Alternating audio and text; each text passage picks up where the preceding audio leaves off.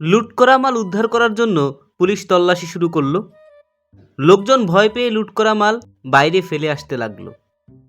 কেউ কেউ তো পুলিশের হয়রানি থেকে বাঁচার জন্য নিজেদের মালপত্র বাইরে ফেলে দিল।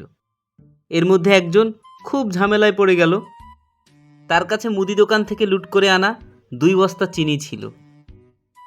তার মধ্যে 1 বস্তা সে রাতের অন্ধকারে কোনো রকমে পাশের কুয়ায় ফেলে দিল, কিন্তু দ্বিতীয় বস্তা ফেলতে গিয়ে নিজেও বস্তার সঙ্গে কুয়ায় পড়ল। শব্দ শুনে লোকজন ঘুম থেকে উঠে এলো।